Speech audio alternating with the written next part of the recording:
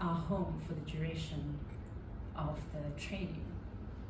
I remember looking at that dusty bungalow, looking at the floor and the Bryce stand beds lined up together and thinking, oh my goodness, this can't be it. So he left us, and then he just left one instruction. He told us that we need to clean the bungalow, but more so that the floor was to shine and compete with the shine of his shoe. And the next day he would come and inspect. Suddenly it made sense why there was so much polish on our place. So we got to work. It was time now to put, the shoulder to the grind and work hard and show ourselves to these soldiers, so that we could finally get the opportunity to fly and learn how to commandeer those aircraft.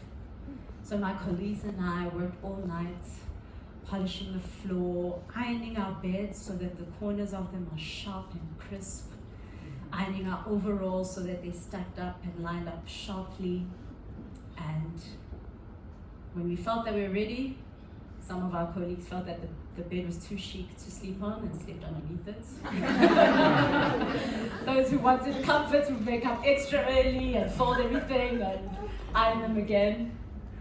The next morning it was time for inspection. Our bungalow bull, it's the leader of the group. It wasn't actually a bull, they called it the bungalow cow, but we insisted it was the bungalow bull. Stood there and the sergeant came over and she shouted and called all of us to attention. We stood there really, really proud of the work that we had done. The floor had a bit of a buff, there's still more work to be done, but we felt that it was quite clean.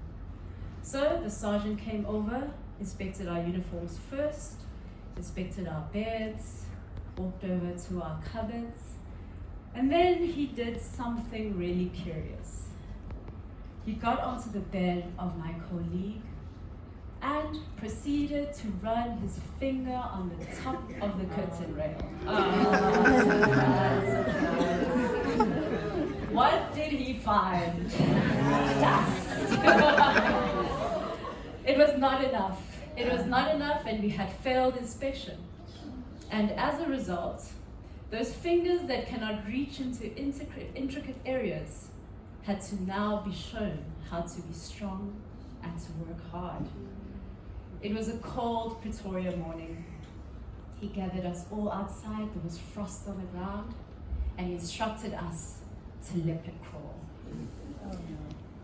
I remember Sergeant Major Jodwana's words that basic military training would be unlike anything that I had ever experienced.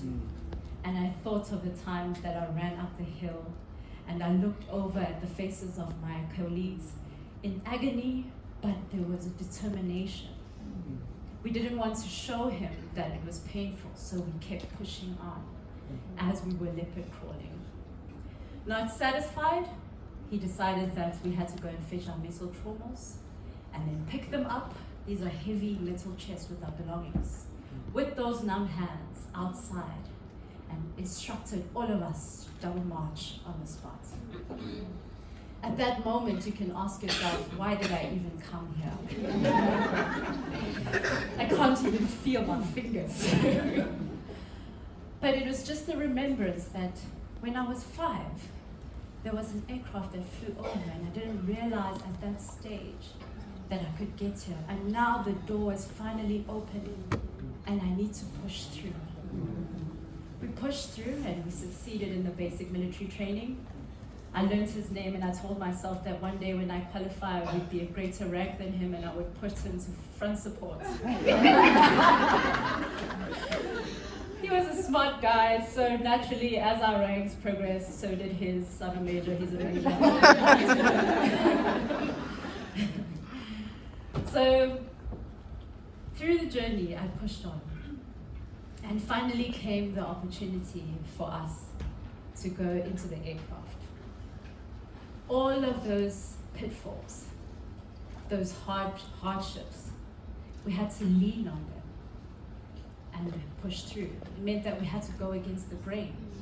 Sometimes you're the only one who has that passion. When my parents were afraid, I had to trust in the dream, embracing the unconventional. And true to Top Gun fashion, after I qualified, I bought a bike and showed it to my father. He asked, "What do you mean?" I said, "What do you mean? What do you mean? I fly jets. Obviously, I will have a motorcycle." Maverick. But it was that unwavering self-belief that helped me push through, to learn the academic elements, to visualize, and to finally get the opportunity to fly the Hawk Mark 120 jet. What you see there is the first solo formation flying in the jet. And I remember the encouragement of my instructor after he was so proud that I had finally made it. And it was that unwavering self-belief that pushed me through.